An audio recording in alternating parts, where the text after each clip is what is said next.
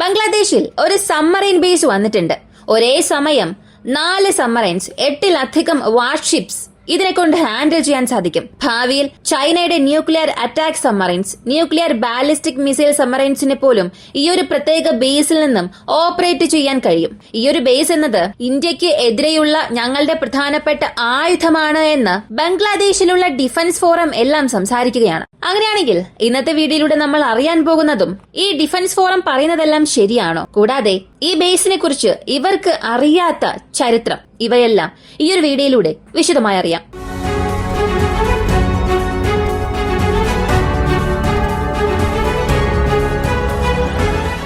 ആദ്യത്തെ കാര്യം, BNS പെക്വ. ശരിയായി ഞാൻ പറഞ്ഞോ എന്നറിയില്ല.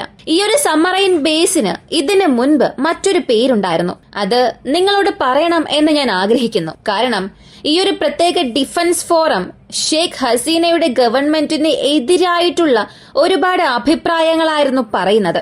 എക്സ് സോഷ്യൽ മീഡിയയിൽ അവർ പോസ്റ്റ് ചെയ്തു. ഈ ഒരു സബ്മറൈൻ ബേസിന്റെ യഥാർത്ഥ പേര് BNS പെക്വ അല്ല, BNS ഷേഖ് ഹസീന എന്നായിരുന്നു. 2017 ഷേഖ് ഹസീനയായിരുന്നു ഈ ഒരു സബ്മറൈൻ ബേസ് പണിയാൻ ആവശ്യമായ അടിത്തറയിട്ടത്. അവരുടെ നേതൃത്വത്തിന് കീഴിലുണ്ടായിരുന്ന ഗവൺമെന്റ് ആയിരുന്നു ഇതിനായിട്ടുള്ള ഫണ്ട് മാറ്റിവെക്കുകയും പണിയുകയും ചെയ്തത്. കോടിക്കണക്കിന് ഡോളർ അനുവദിച്ചു എന്നൊക്കെ ഇവർ പറയുന്നു. പക്ഷേ കോടിക്കണക്കിന് രൂപയൊന്നും ഇല്ല. 1.2 ബില്യൺ, 2 ബില്യണിലധികമാവുകയാണെങ്കിൽ നമുക്ക് മൾട്ടി ബില്യൺ ഡോളർ എന്ന് പറയാം. 1.2 ബില്യൺ ഡോളർ മതിപ്പിൽ ഈ ഒരു സബ്മറൈൻ ബേസ് പണിയുന്നു. ചൈനയുടെ ഒരു കമ്പനിയുമായി ടൈപ്പ് വെച്ച് പണിത് അവസാനിപ്പിച്ചു. യഥാർത്ഥത്തിൽ ഷേഖ് ഹസീനയുടെ ഗവൺമെന്റിന് എതിരെ പ്രവർത്തിച്ചവർ തന്നെ ഷേഖ് ഹസീന പണിത ഒരു ഇൻഫ്രാസ്ട്രക്ചറിനെ ഇവരുടേതാണെന്ന രീതിയിൽ വലുതായി സംസാരിക്കുന്നു. ഇത് ആദ്യത്തെ കാര്യം. രണ്ടാമത്തെ കാര്യം, ഈ സബ്മറൈൻ ബേസിൽ പ്രവർത്തിക്കുന്നത് ബംഗ്ലാദേശിന്റെ സ്വന്തമായ സബ്മറൈൻസ് ആണ്. Type 35 diesel electric submarines. ഈ ഡീസൽ ഇലക്ട്രിക് സബ്മറൈൻസ് ചൈനയാണ് നിർമ്മിച്ചത്. ചൈനയുടെ പക്കൽ നിന്നാണ് ഈ ഒരു പ്രത്യേക രാജ്യം വാങ്ങിയത്. ഈ സബ്മറൈൻസിന്റെ ചരിത്രം അറിയണമെങ്കിൽ 1963 പോകണം. 63 സോവിയറ്റ് ചൈന ട്രീറ്റി അനുസരിച്ച് സബ്മറൈന് ആവശ്യമായ ചില പ്രധാനപ്പെട്ട സാങ്കേതിക വിദ്യകളും ടെക്നോളജീസ്, ബ്ലൂ പ്രിന്റ്സ് എല്ലാം സോവിയറ്റ് യൂണിയൻ ചൈനക്കാർക്ക് നൽകുന്നു. അതും ഈ ഡീസൽ ഇലക്ട്രിക് സബ്മറൈൻസിന്റെ വിവരങ്ങളായിരുന്നു. ആ ഒരു പ്രത്യേക ഡിസൈൻ ഉപയോഗിച്ച് അവർ ടൈപ്പ് 33 എന്ന സബ്മറൈൻ നിർമ്മിക്കുന്നു. ആ സബ്മറൈൻ നിർമ്മിച്ചതിന് ശേഷം 80കളിൽ ടൈപ്പ് 35 എന്ന സബ്മറൈൻ നിർമ്മിച്ചു. ആ ഒരു സബ്മറൈനാണ് ഇപ്പോ ബംഗ്ലാദേശിന്റെ പക്കലുള്ളത്.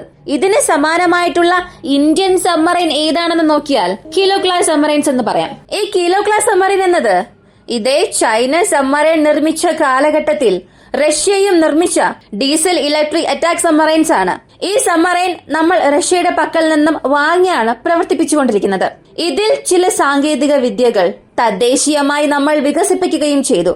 ധാരാളം റഷ്യൻ ടെക്നോളജിയെ നമുക്കനുസരിച്ചതുപോലെ നമ്മൾ മോഡിഫൈയും ചെയ്തു. അപ്പോ കിലോ ക്ലാസ് സബ്മറൈൻ ആണോ ബെസ്റ്റ്, അല്ലെങ്കിൽ ടൈപ്പ് 35 ആണോ ബെസ്റ്റ് എന്ന് ചോദിച്ചാൽ സ്പെക് അനുസരിച്ച് നോക്കിയാൽ വെയിറ്റ് കിലോ ക്ലാസിന് അധികമാണ്, എന്നാൽ റേഞ്ച് കുറവാണ്. 12,000 കിലോമീറ്റർ മാത്രമാണ്. പക്ഷെ മറുവശത്ത് നോക്കിയാൽ 14,000 കിലോമീറ്റർ ഉണ്ട്. കൂടാതെ ഓർണമെന്റ്സ് എടുത്താൽ നമുക്ക് വ്യക്തമായ ഒരു ലിസ്റ്റ് ഉണ്ട്. എന്നാൽ ബംഗ്ലാദേശിന്റെ ഭാഗത്ത് എങ്ങനെയുള്ള ഓർണമെന്റ്സ് ഉപയോഗിക്കുന്നു എന്നുള്ളതിനെ കുറിച്ച് വ്യക്തമായ ഒരു ഇൻഫോർമേഷൻ ഇല്ലാത്തതിനാൽ നമുക്ക് ആ ഒരു വിഷയത്തിലേക്ക് പോകണ്ട. എന്നാൽ 2 സബ്മറൈൻസും സർഫസ് വാർഫെയറിന് വേണ്ടിയും അണ്ടർ സർഫസ് വാർഫെയറിന് വേണ്ടിയും മൈനിങ്ങിന് വേണ്ടിയും വളരെ കേപ്പബിൾ ആണ് എന്നാണ് പറയുന്നത്.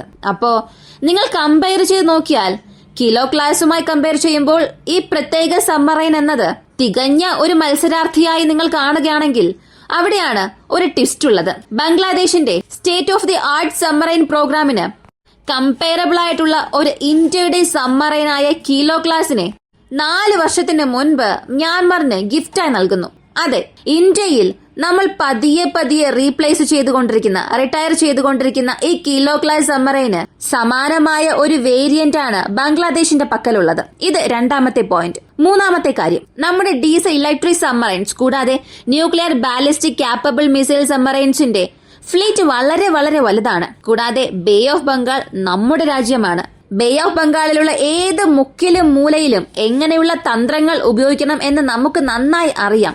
അതിനനുസരിച്ച് റിസർച്ച് വെസൽ മുതൽ സബ്മറൈൻസ് എയർക്രാഫ്റ്റ് കാരിയർ വരെയും നമ്മുടെ പക്കലെല്ലാം ഉണ്ട്. ലളിതമായി പറഞ്ഞാൽ നമ്മുടെ പക്കലുള്ള സ്കോർപിയൻ ക്ലാസ് ഡീസൽ ഇലക്ട്രിക് സബ്മറൈനിൽ ബ്രഹ്മോസ് ഉണ്ട്. ആന്റി സർഫസ് മിസൈൽ ഉണ്ട്. ഇത് ഫ്രാൻസിൽ നിർമ്മിച്ച ഒരു ആന്റി സർഫസ് മിസൈലാണ്. 1980കളിൽ നിർമ്മിച്ച ചൈനയുടെ സബ്മറൈനുമായി താരതമ്യം ചെയ്യുമ്പോൾ നമ്മുടെ സ്കോർപിയൻ ക്ലാസ് സബ്മറൈൻസ് എന്നത് വളരെ വളരെ സൈലന്റ് ആയ ഒരു സബ്മറൈനാണ്. എന്തിന്? ഈ ഒരു സ്കോർപിയൻ ക്ലാസ് സബ്മറൈൻസ് അമേരിക്കയുടെ ന്യൂക്ലിയർ അറ്റാക്ക് സബ്മറൈൻസിന് എതിരെ പോരാടുകയും വാർ എക്സസൈസിൽ വിൻ ചെയ്യുകയും ചെയ്തു. അത്രത്തോളം സുപ്പീരിയർ ടെക്നോളജിയുള്ള ഫ്രാൻസിന്റെ സ്കോർപിയൻ ക്ലാസ് സബ്മറൈൻസ് ആണ് നമ്മളിപ്പോ ഉപയോഗിക്കുന്നത്. അപ്പോൾ അൺമാച്ച്ഡ് ആയിട്ടുള്ള ടെക് സുപ്പീരിയോറിറ്റി നാവികസേനയിൽ നമുക്കുണ്ട്. അപ്പോ ഇവരുടെ അഭിപ്രായം അനുസരിച്ച് നോക്കിയാൽ 1980കളിൽ സൃഷ്ടിച്ച 2 ഡീസൽ ഇലക്ട്രിക് സബ്മറൈൻസ് പ്ലസ് ഒരു സബ്മറൈൻ ബേസ്, ഇവയെ മാത്രം വെച്ചുകൊണ്ട് ഇന്ത്യയെ ഞങ്ങൾ കൗണ്ടർ ചെയ്യും എന്നൊക്കെ ഇവർ പറഞ്ഞാൽ തീർച്ചയായും അത് വളരെ തമാശയായി തന്നെ തോന്നും. ശരി, അങ്ങനെയാണെങ്കിൽ ഈ സബ്മറൈൻ ബേസ് കാരണം നമുക്ക് യാതൊരു പ്രശ്നവും വരില്ല എന്ന് ചോദിച്ചാൽ അതും പറയാൻ സാധിക്കില്ല. ഈ ഒരു സബ്മറൈൻ ബേസ് എന്നത് ഭാവിയിൽ ചൈനയുടെ ന്യൂക്ലിയർ ക്യാപ്പബിൾ അല്ലെങ്കിൽ ന്യൂക്ലിയർ അറ്റാക്ക് സബ്മറൈൻസിനെ ഡോക്ക് ചെയ്യുകയാണെങ്കിൽ നമുക്കതൊരു പ്രശ്നമായി മാറും. നേരിട്ടോ അല്ലാതെയോ ബംഗ്ലാദേശുമായി ഒരു എഗ്രിമെന്റ് നടത്തുകയും അവരുടെ സബ്മറൈൻസിനെ ചൈന ഇവിടെ കൊണ്ടുവരാൻ ശ്രമിക്കും. അതിനനുസരിച്ചതുപോലെ മെയിൻ്റനൻസ് ഫെസിലിറ്റിയും ഈ ഒരു സബ്മറൈൻ ബേസിലുണ്ട്. അങ്ങനെയാണെങ്കിൽ ആദ്യഘട്ടമായി ചൈന ചെയ്യാൻ പോകുന്നത് ആന്റി പൈറസി റോളിന് വേണ്ടി ഞങ്ങളുടെ വാർഷിപ്പും സബ്മറൈൻസിനെയും ഇവിടെ ഡോക്ക് ചെയ്യും എന്ന് പറയും. എന്നാൽ കാലപ്പോക്കിൽ അതൊരു ഫുൾ ഫ്ലെഡ്ജ്ഡ് ആയ ചൈനീസ് മിലിറ്ററി ബേസ് ആയി മാറും. ഇത് സംഭവിക്കുന്നതിന് മുന്നേ നമ്മൾ ബംഗ്ലാദേശിന് ഒരു കാര്യം അറിയിക്കണം. സബ്മറൈൻ ബേസ് പണിതതോടുകൂടി എല്ലാം അവസാനിപ്പിക്കണം. അല്ലാതെ ഇതിനെ ഒരു അവസരമായി എടുത്ത് ചൈനയ്ക്ക് അനുകൂലമായി നിങ്ങൾ പ്രവർത്തിക്കുകയാണെങ്കിൽ ഇന്ത്യയുടെ ശക്തി അവിടെ കാണിക്കേണ്ടി വരും. ഇങ്ങനെ ഒരു കാര്യം നമ്മൾ പെട്ടെന്ന് ചെയ്താൽ മാത്രമേ ഭാവിയിൽ ചൈനയുടെ അഗ്രഷൻ നമുക്ക് അവസാനിപ്പിക്കാൻ സാധിക്കൂ. ചൈനീസ് എങ്ങനെയെങ്കിലും ഇതിനെ സ്വന്തമാക്കണമെന്ന് തന്നെ ചിന്തിക്കും. അതിനുള്ളിൽ നമ്മൾ നമ്മുടെ കരുക്കൾ നീക്കിയേ മതിയാവുകയുള്ളൂ.